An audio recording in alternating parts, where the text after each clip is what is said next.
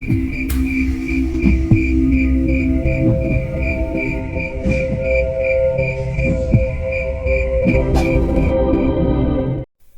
malam bertiup perlahan, membawa aroma dedaunan basah dan tanah yang masih lembab setelah hujan sore tadi. Di tengah hutan belantara yang jauh dari peradaban, seorang pria duduk bersila di atas batu besar. Matanya terpejam, nafasnya teratur. Dialah Ki Sancaka, seorang pertapa yang telah menghabiskan puluhan tahun mengasingkan diri mendalami ilmu spiritual demi mencapai kesempurnaan batin. Hutan itu bukan sekedar tempat biasa.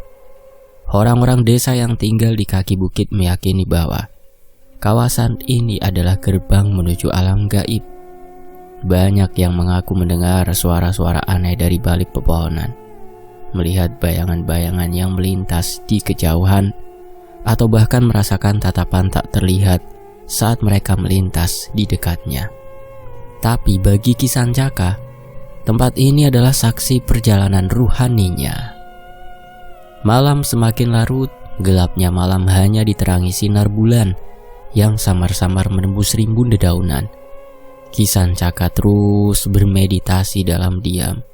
Tubuhnya tetap diam, tetapi kesadarannya mulai merambat ke dimensi lain.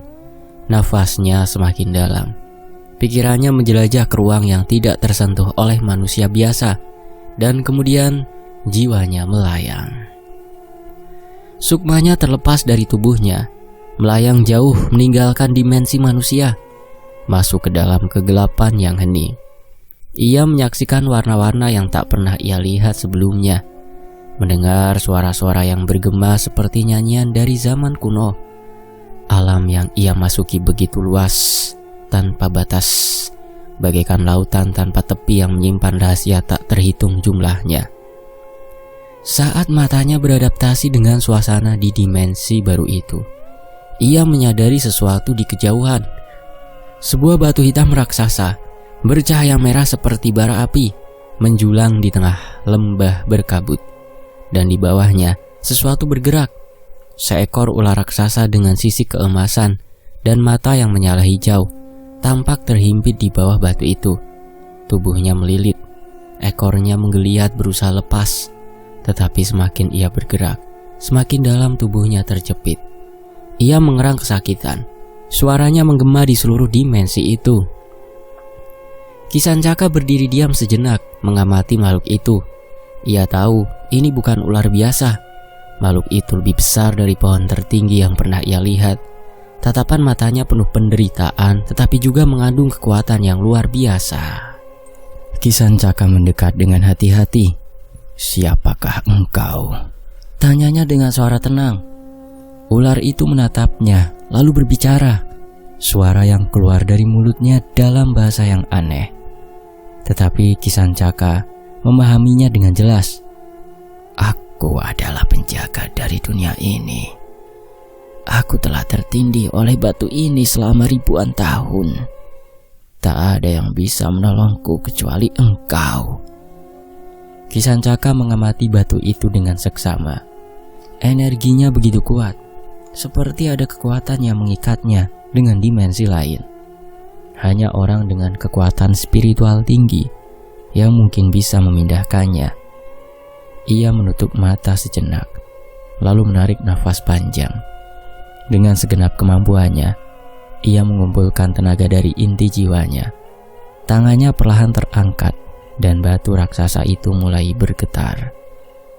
Perlahan-lahan, batu itu terangkat, sedikit demi sedikit, hingga akhirnya melayang beberapa meter di udara. Jin ular mendesis lega, melonggarkan lilitan tubuhnya yang selama ini terhimpit. Begitu batu itu menjauh, ia langsung bergerak cepat, menjauh dari tempat yang telah menjadi penjaranya selama berabad-abad. Saat Ki Sancaka menurunkan tangannya, batu itu jatuh ke tanah dengan suara bergemuruh, lalu menghilang menjadi debu.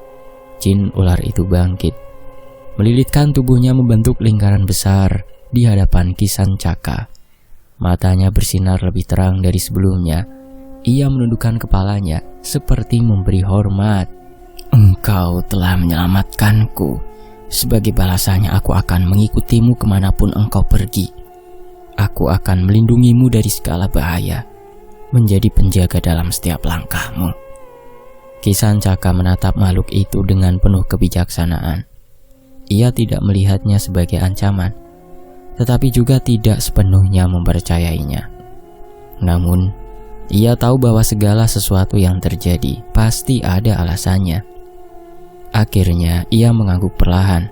"Baiklah," katanya, "jika itu keputusanmu, aku menerimanya."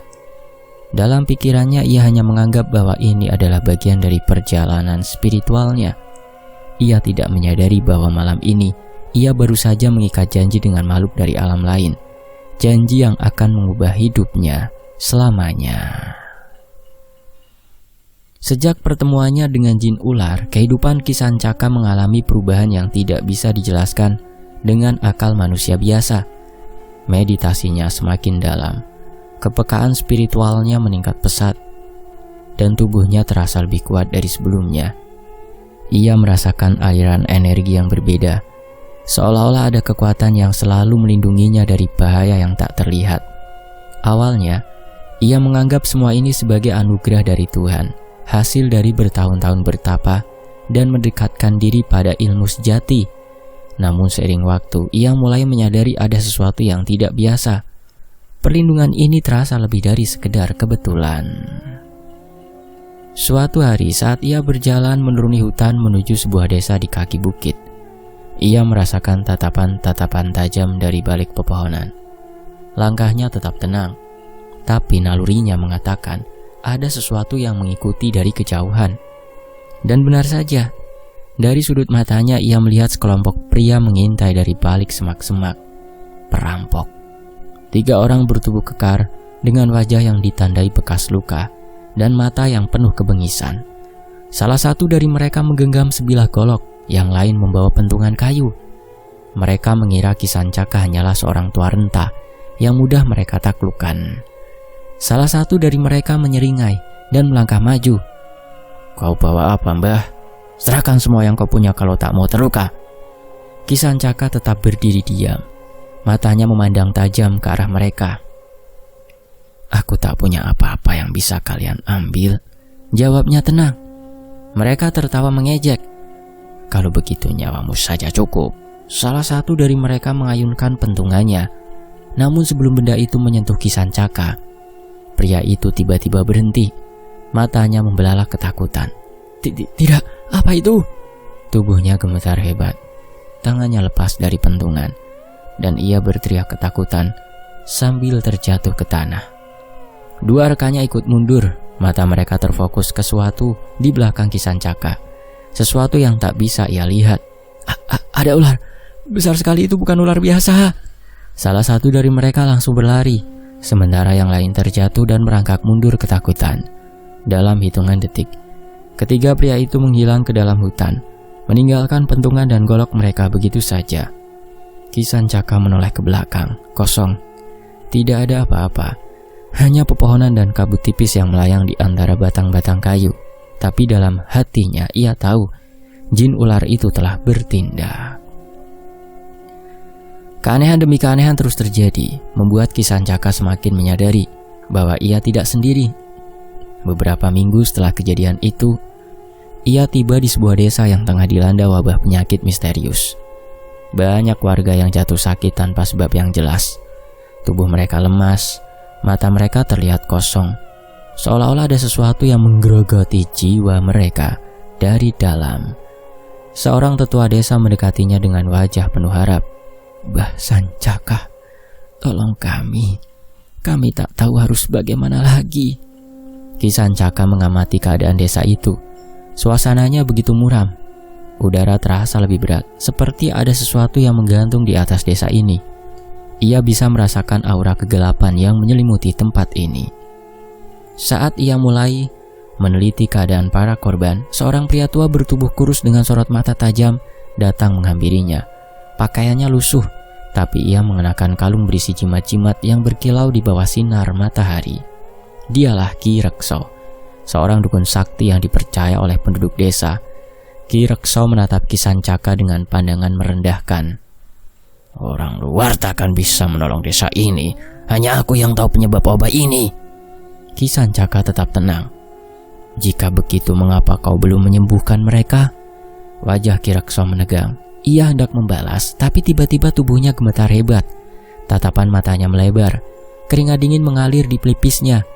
Ia menoleh ke belakang Ki Sancaka, dan wajahnya seketika berubah pucat pasi. Tanpa berkata apa-apa, Ki Rekso berbalik dan berlari sekencang mungkin, meninggalkan desa dalam keadaan panik. Warga yang melihatnya langsung terkejut. Ada apa dengan Ki Rekso? Ki Sancaka hanya berdiri diam, mencoba meresapi apa yang sebenarnya terjadi. Lagi-lagi, sesuatu telah membuat lawannya ketakutan tanpa ia sadari. Malamnya saat ia tengah bermeditasi di gubuk yang disediakan warga, ia mendengar bisikan dalam tidurnya. Aku selalu menjagamu. Tidak ada yang bisa menyentuhmu selama aku di sisimu.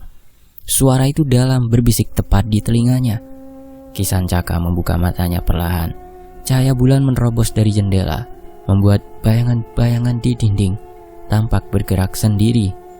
Ia kini tahu jin ular itu bukan sekedar pelindung biasa. Hari demi hari berlalu, dan Ki Sancaka semakin menyadari bahwa perlindungan dari jin ular itu bukanlah sesuatu yang bisa dianggap remeh. Setiap kali ada bahaya, musuh-musuhnya akan jatuh ketakutan, bahkan sebelum sempat menyentuhnya. Setiap kali ia menghadapi kesulitan, ada jalan keluar yang muncul dengan sendirinya.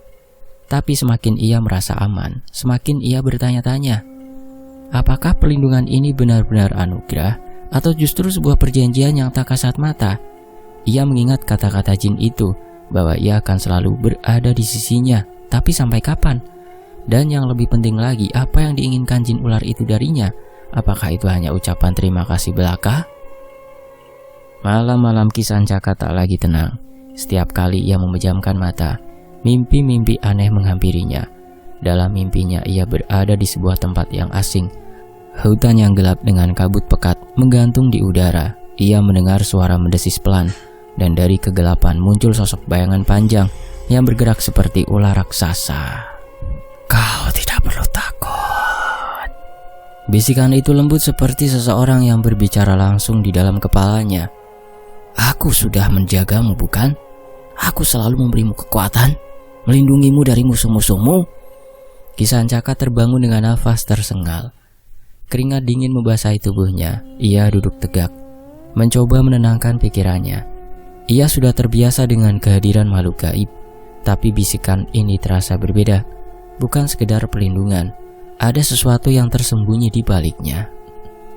Hari-hari berlalu dan suara itu semakin sering datang. Tidak hanya dalam mimpi, tetapi juga saat ia bermeditasi. Awalnya hanya lirih seperti angin yang berdesir di telinganya. Terimalah aku sepenuhnya. Lepaskan segala keraguanmu. Kau tidak membutuhkan yang lain. Namun lama-kelamaan bisikan itu berubah menjadi sesuatu yang lebih mengerikan. Mengapa kau beribadah pada Tuhan yang tak kau lihat? Aku ada di sini, nyata, dan melindungimu. Ki Sancaka membuka matanya dengan cepat. Nafasnya memburu. Ia mengusap wajahnya, mencoba menenangkan diri. Ia tidak boleh goyah, tapi suara itu tidak berhenti. Manusia biasa tak ada yang layak menjadi tuanmu. Aku yang telah memberi kekuatan. Bisikan itu menggema dalam pikirannya, merasuk hingga ke lubuk hatinya yang paling dalam. Serahkan jiwamu dan kau akan menjadi makhluk abadi. Ki Sancaka terdiam. Jari-jarinya mengepal di atas pahanya. Jin ini bukan sekedar penjaga. Ia menginginkan sesuatu yang lebih besar. Ki Sancaka mulai menyadari bahwa setiap kali ia menolak bisikan itu, tubuhnya terasa lemah. Tulang-tulangnya ngilu, seperti ada sesuatu yang menghisap kekuatannya sedikit demi sedikit. Awalnya ia mengira hanya kelelahan, tapi semakin ia melawan, semakin besar tekanannya. Suatu malam, ia memutuskan untuk melawan dengan cara yang ia tahu paling ampuh, membaca doa. Duduk bersila di gubuknya yang remang, ia menutup mata dan mulai menggumamkan ayat-ayat suci yang telah ia hafal sejak muda. Baru beberapa kata keluar dari mulutnya, tubuhnya tiba-tiba terasa kaku. Dadanya sesak, Tenggorokannya seperti dicekik oleh tangan tak kasat mata. Mulutnya terkunci, ia tidak bisa bicara. Lalu dari sudut ruangan ia melihatnya. Sosok hitam melingkar dengan mata menyala merah. Jin ular.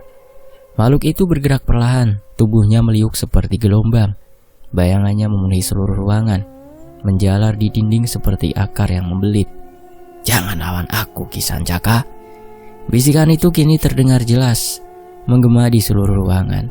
Kisancaka berusaha bergerak, tapi tubuhnya tetap terkunci. Ia hanya bisa menatap bayangan yang kini semakin dekat. Seketika dalam hatinya ia sadar, jin ini bukan sekedar pelindung, jin ini ingin menguasainya. Sejak malam itu, Kisancaka mulai merasakan sesuatu yang mengerikan. Ia bukan hanya dihantui oleh bayangan dan bisikan jin ular, tapi kini tubuhnya sendiri mulai memberontak. Seringkali ia berbicara sendiri, bukan dengan suaranya yang biasa, melainkan suara yang lebih berat, menyeramkan, dan penuh bisikan. Kadang-kadang saat sedang berbincang dengan orang lain, ia tersadar bahwa kata-kata yang keluar dari mulutnya bukanlah yang ingin ia ucapkan. Seolah ada sesuatu yang menggunakan tubuhnya untuk berbicara. Suatu malam, ia bertekad meninggalkan hutan. Ia ingin kembali ke kehidupan normal, kembali ke desa, dan menjalani hidup seperti dulu. Namun, begitu ia melangkah keluar dari tempat pertapaannya, kakinya terasa berat, tubuhnya seperti kehilangan tenaga. Ia terjatuh, nafasnya tersengal. Saat ia mencoba bangkit, ia menyadari sesuatu yang lebih aneh. Ia sudah kembali ke tempat semula. Seakan-akan hutan ini menelannya, menahannya agar tidak bisa pergi. Kisancaka mencoba lagi keesokan harinya. Kali ini dia memilih jalur yang berbeda, berjalan lebih cepat, bahkan berlari. Namun, semakin jauh ia pergi, semakin berat tubuhnya terasa. Hingga akhirnya ia jatuh pingsan di tepi sungai. Saat ia membuka mata, ia sudah berada di depan gubuk pertapaannya. Ketakutan mulai menjalar di hatinya. Jin ular tak lagi hanya muncul dalam mimpinya. Kini Kisancaka bisa merasakan kehadirannya bahkan di siang hari. Bayangannya terlihat di sudut ruangan. Kadang, ia melihat sesuatu melintas di ujung matanya. Gerakan cepat, hitam, dan berbahaya. Namun yang paling mengerikan adalah perubahan sikap murid-murid spiritual yang datang mencarinya. Dulu, banyak orang datang untuk meminta petunjuk, mendengarkan wejangan, atau sekedar meminta doa dari Kisancaka. Tapi sekarang, mereka datang dengan raut wajah pucat dan gelisah. Beberapa dari mereka tidak sanggup berada di sekitarnya terlalu lama, tanpa alasan yang jelas. Mereka tiba-tiba berpamitan dan pergi tergesa-gesa. Suatu hari seorang pemuda yang ingin berguru pada Kisancaka tiba-tiba muntah darah begitu menginjakan kaki di halaman gubuknya. Pemuda itu menatap Kisancaka dengan mata ketakutan sebelum berlari menjauh tanpa berkata apa-apa. Aura Kisancaka telah berubah. Malam itu hujan turun dengan deras. Suara petir menggelegar di kejauhan. Dari kejauhan, seorang lelaki tua berjubah putih datang perlahan. Jenggotnya panjang. Wajahnya penuh ketenangan, tapi sorot matanya tajam, seperti bisa menembus hati seseorang. Kisancaka sudah mendengar nama orang ini, Kyai Wiratma, seorang ulama sepuh yang dikenal memiliki ilmu tinggi. Begitu memasuki gubuk, Kyai Wiratma langsung berhenti di ambang pintu. Astagfirullah, gumamnya pelan. Tempat ini sudah dikuasai oleh sesuatu yang tidak seharusnya. Kisancaka menundukkan kepala, merasakan rasa bersalah yang selama ini ia abaikan. Kisancaka, ujar Kiai itu dengan suara dalam, kau telah menjalin perjanjian tanpa kau sadari. Makhluk ini bukan hanya sekedar pelindung, tetapi juga penjaga yang menuntut sesuatu darimu. Kisancaka terdiam. Kini semuanya jelas. Jin ular bukan sekedar pemberi kekuatan, bukan sekedar penjaga yang setia. Justru ia adalah belenggu. Dengan suara bergetar, Kisancaka akhirnya berkata, saya telah melakukan kesalahan, Kiai. Saya ingin bebas darinya. Saya ingin berlepas diri dari dia. Mata Kyai Wiratma menatapnya lekat-lekat. Kalau begitu, ucapnya pelan, kau harus bersiap menghadapi pertarungan yang sesungguhnya. Malam itu langit seolah menahan nafas. Suara binatang malam mendadak lenyap, digantikan oleh desir angin yang semakin kencang. Kisancaka duduk bersila di tengah gubuknya, sementara Kyai Wiratma berdiri di depannya, membaca doa-doa dan ayat suci. Dupa menyala di sudut ruangan. Asapnya melingkar ke udara, bercampur dengan hawa dingin yang menyelinap masuk.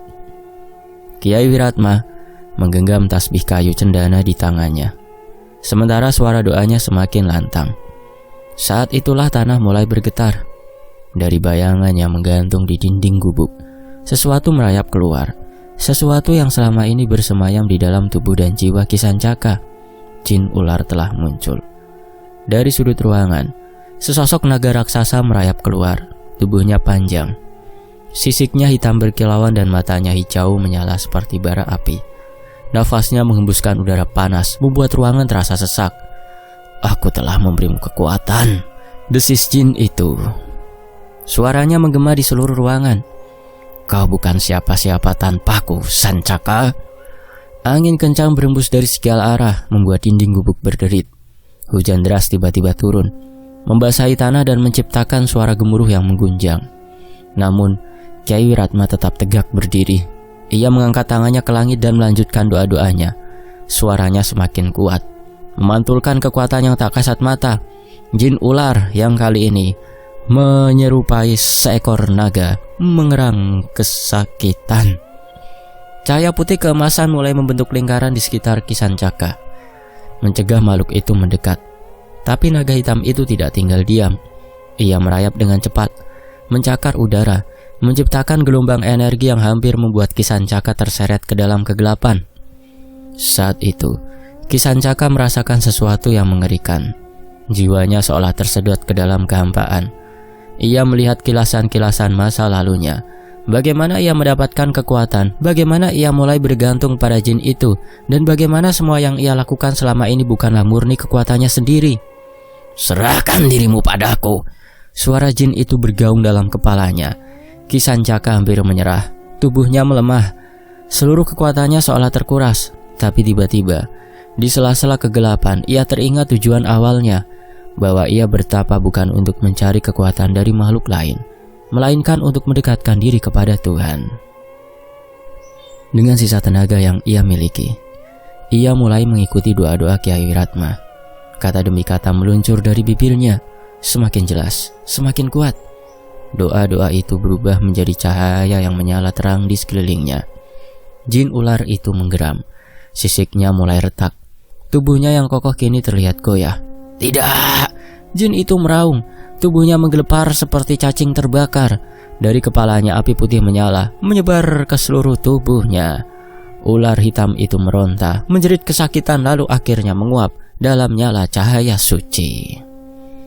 Ketika jin ular benar-benar lenyap, hujan berhenti, angin mereda, keheningan menyelimuti. Kisancaka membuka matanya, nafasnya terengah-engah. Ia merasa tubuhnya ringan, lebih ringan dari yang pernah ia rasakan seumur hidupnya. Beban atau belenggu yang selama ini menindihnya telah hilang. Namun ia juga menyadari sesuatu. Kekuatannya pun ikut menghilang. Ilmu spiritual yang selama ini ia miliki sebagian besar berasal dari hubungan dengan jin itu. Dan juga ada entitas lain yang hadir saat dia bermeditasi tanpa ia sadari. Kini tanpa entitas gaib yang mengikutinya, Kisancaka hanyalah manusia biasa. Ia menatap Kyai Wiratma dengan tatapan penuh syukur. Kyai, ternyata saya telah banyak melakukan kesalahan dan melenceng, ucapnya lirih. Kyai Wiratma tersenyum tipis. Ya, kesadaran adalah awal dari keselamatan, Kisancaka. Kau telah memilih jalan yang benar. Ihdinas siratal mustaqim. Kisancaka menarik nafas panjang. Hutan ini bukan lagi tempatnya. Ia telah menghabiskan terlalu banyak waktu terjebak dalam kekuatan yang bukan miliknya. Kini ia ingin hidup sebagai manusia biasa. Tanpa menoleh ke belakang, Kisancaka meninggalkan gubuk pertapaannya. Langkahnya ringan, penuh keyakinan. Ia tidak akan pernah lagi membiarkan dirinya jatuh ke dalam godaan makhluk gaib dan supranatural. Ia akan menjalani hidupnya dengan lebih berhati-hati, lebih dekat kepada Tuhan, dan lebih sadar bahwa tidak ada kekuatan yang lebih besar dari Yang Maha Kuasa. La haula wala quwata illa billah. Tamat. Sampai jumpa di kisah lainnya. Fakta sejarah, mohon maaf kalau ada salah kata atau ada yang kurang berkenan di hati teman-teman selama ini. Selamat berpuasa ya. Selamat menyambut Ramadan 1446 Hijriah atau tahun 2025 Masehi ini ya. Semoga pada lancar ibadahnya, dikuatkan, tambah disiplin, dan jadi tambah manusia yang lebih baik ya. Fakta sejarah, pamit. Sampai jumpa di kisah lainnya di bulan Ramadan. Wassalamualaikum warahmatullahi wabarakatuh.